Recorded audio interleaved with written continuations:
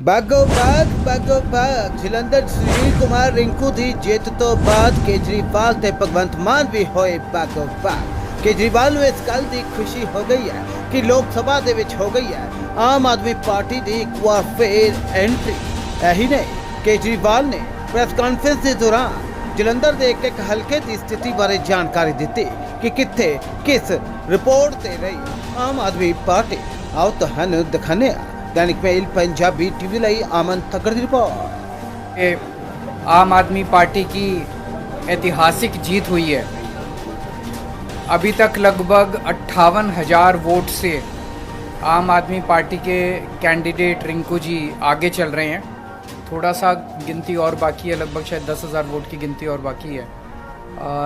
ये बिल्कुल अनप्रेसिडेंटेड जीत है और इस पॉइंट ऑफ व्यू से देखें कि ये कांग्रेस का गढ़ रहा है।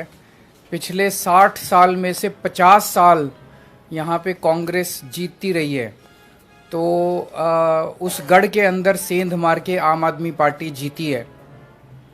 पिछले साल हमारी सरकार बनी थी पंजाब के अंदर। एक साल बाद के बाद ये चुनाव हुआ। किसी भी नई सरकार के लिए पहला साल बहुत कठिन साल होता है, बहुत कठिन, क्योंकि पुरानी सरकार ने जितने भी गलत काम किए थे, पुरानी सरकारों ने, वो हमने एक तरह से लीगेसी की तरह हमने इनहेरिट किए थे।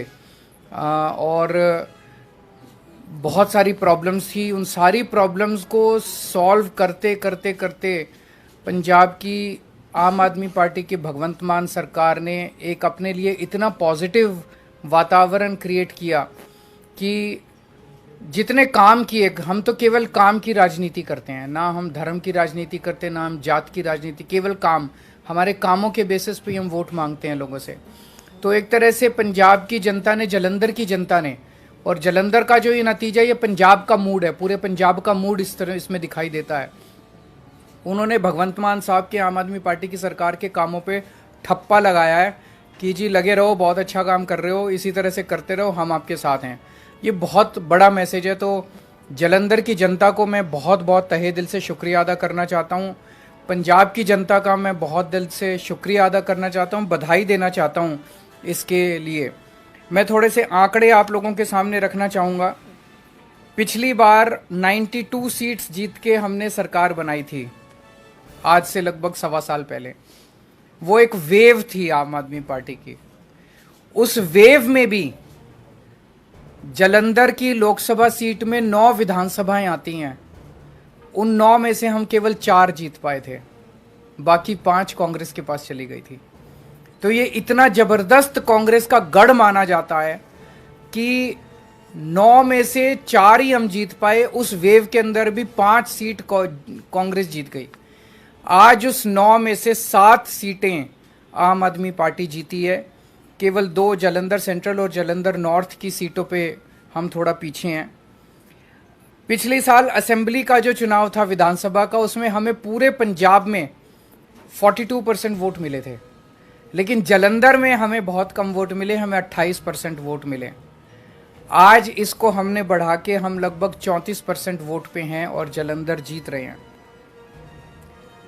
पिछले बार असेंबली चुनाव में 4 विधानसभाएं ऐसी थी, शाहकोट, आदमपुर, फिलौर और जलंधर नॉर्थ, जहां पे हम तीसरे नंबर पे थे। आज इन 4 में से 3 सीटें हम जीत गए हैं और 1 सीट पे हम सेकंड नंबर पे हैं। और 2019 के चुनाव में, लोकसभा चुनाव में, जलंधर सीट से, लोकसभा की सीट से हमें केवल 2.5% वोट मिले थे। आज हमें 34% वोट मिले हैं और हम जीते हैं। दूसरी पार्टियों ने, बीजेपी ने एक नेता के, अटवाल साहब के बेटे, चरणजीत सिंह अटवाल के बेटे को टिकट दिया था। कांग्रेस ने संतोष सिंह चौधरी के बेटे को पत्नी को टिकट दिया था। दोनों को हरा के पंजाब की जनता ने परिवारवाद को हराया है और काम की राजनीति को वोट दिया है। 2014 में आम आदमी पार्टी की 4 सीटें थी लोकसभा में, 2019 में 1 सीट रह गई, और फिर जब मान साहब पंजाब के मुख्यमंत्री बने तो 1 भी सीट नहीं बची। आज आम आदमी पार्टी की लोकसभा में एंट्री हो रही है, 1 सीट से एंट्री हो रही है, और मैं समझता हूं कि बहुत जल्दी आम आदमी पार्टी का लोकसभा के अंदर बहुमत भी होगा। भगवान ने अगर चाहा और देश की जनता ने अगर चाहा तो आम आदमी पार्टी अब नेशनल पार्टी बन चुकी है। तो एक लोकसभा ही ऐसी जगह थी जहां आम आदमी पार्टी की मौजूदगी नहीं थी, अब वहां भी आम आदमी पार्टी की मौजूदगी हो गई है। मैं फिर से पंजाब की जनता को, जालंधर की जनता को बहुत बहुत आभार व्यक्त करता हूँ। बहुत बहुत धन्यवाद जी।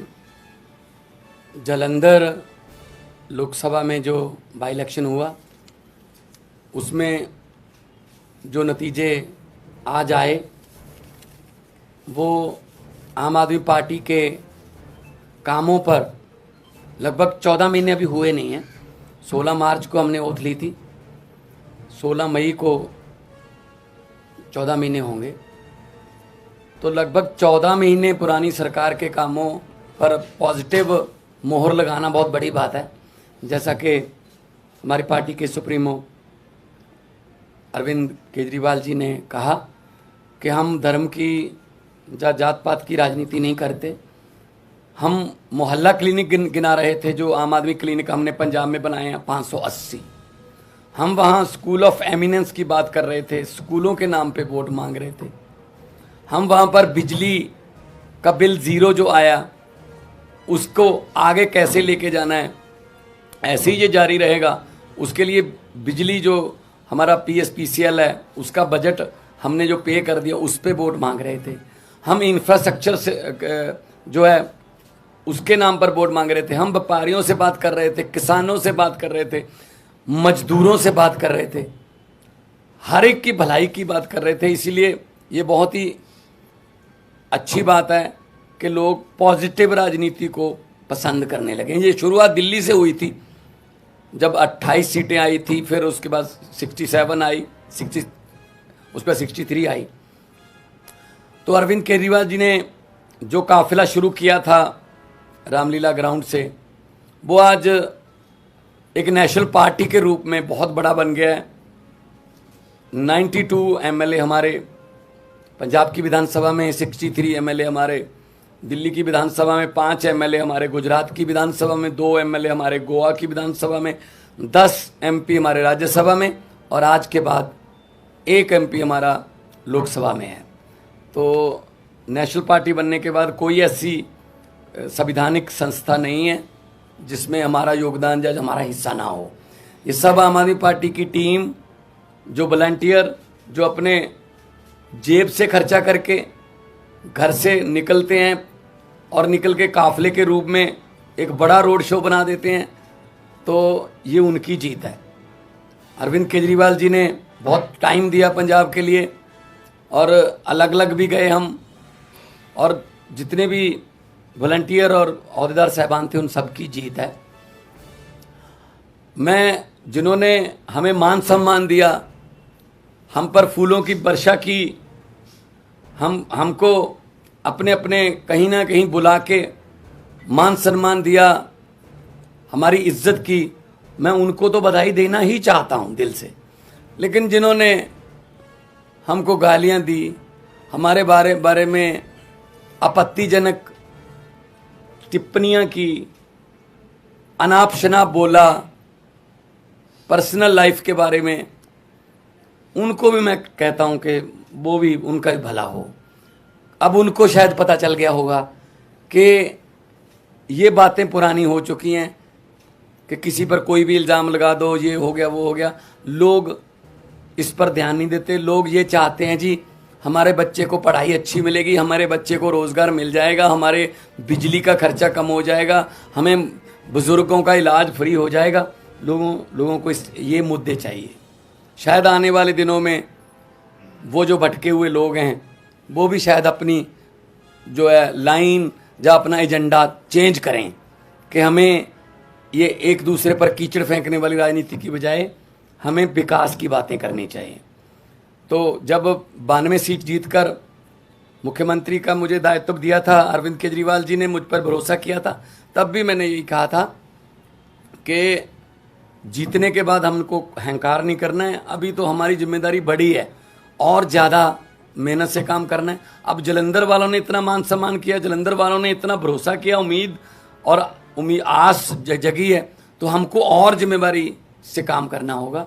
जलंधर को कैसे चमकाना है और हमारे पंजाब के शहरों को कैसे हमने चमका के पूरे देश में हमारे स्टेट को नंबर 1 बनाना है, ये हमारा अगला मकसद है। रंगला पंजाब, कलरफुल पंजाब जो हमारा टीचा है, उसकी तरफ हम बढ़ रहे हैं।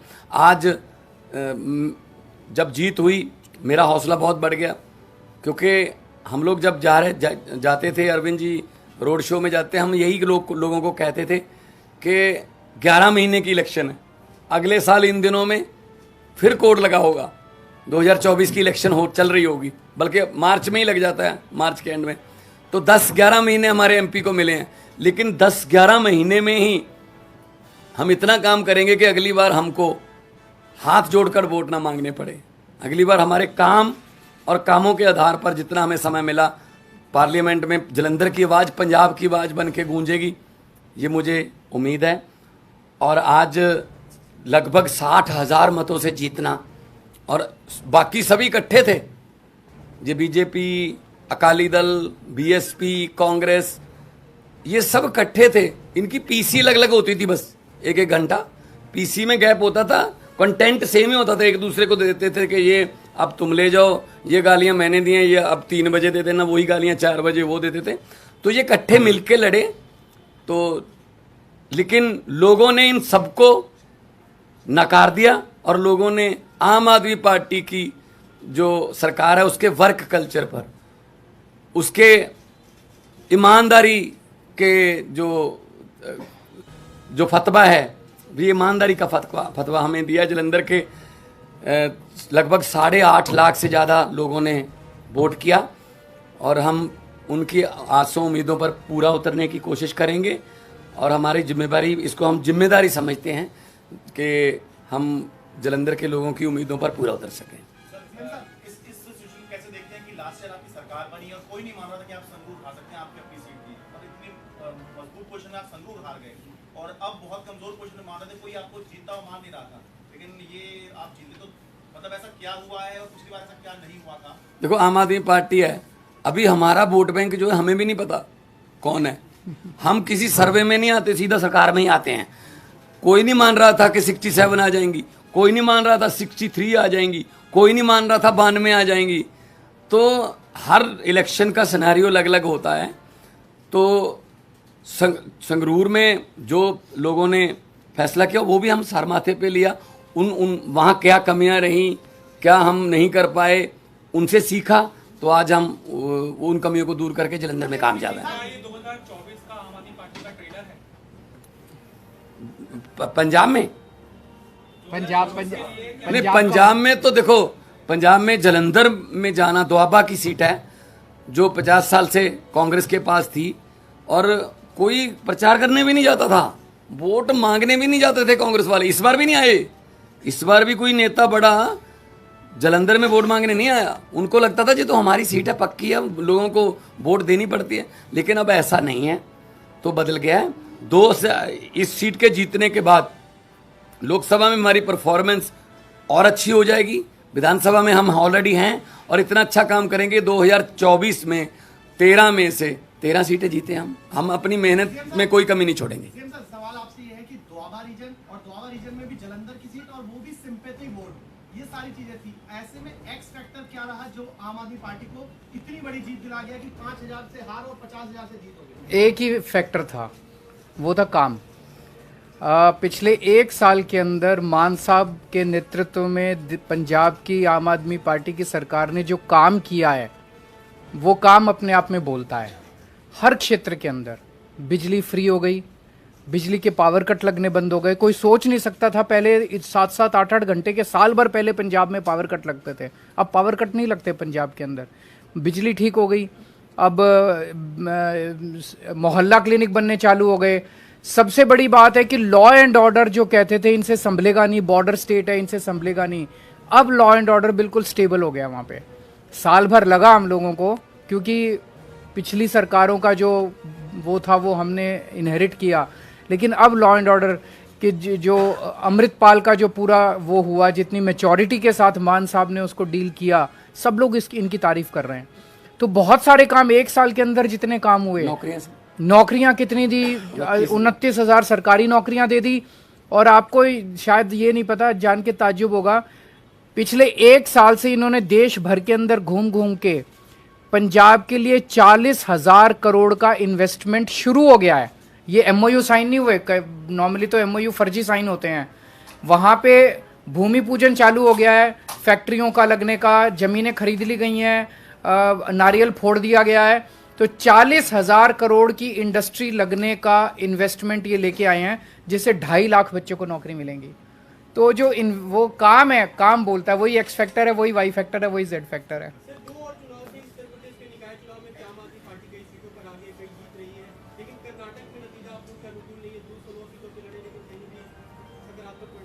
से कहीं ना कहीं शुरुआत करनी पड़ती है, तो शुरुआत है, वहाँ भी एक समय आएगा जब जीतेंगे, हर जगह जीतेंगे। उत्तर प्रदेश में अभी कई जगह से नतीजे आ रहे हैं। अभी मेरी संजय सिंह जी से बात हुई थी और काफ़ी उत्साहवर्धक नतीजे हैं, और मैं समझता हूं कि जल्दी आम आदमी पार्टी जो है उत्तर प्रदेश के अंदर भी अपनी छाप छोड़ेगी। सर, कर्नाटक में बीजेपी के पोलराइज्ड कैंपेन के बावजूद उनको बहुत ही साउंडिंग डिफीट दिख रही है इस वक्त। इसीलिए उन्हें सोचना पड़ेगा कि ये सारे पैंतरे चलते नहीं है, काम करो। काम तो करते नहीं है वो, तो बिना काम किए उल्टे सीधे उस पर लड़ते हैं, और वो चलता नहीं है। जनता जो है, जनता काम मांगती है। Thank you. बधाई हो कांग्रेस को।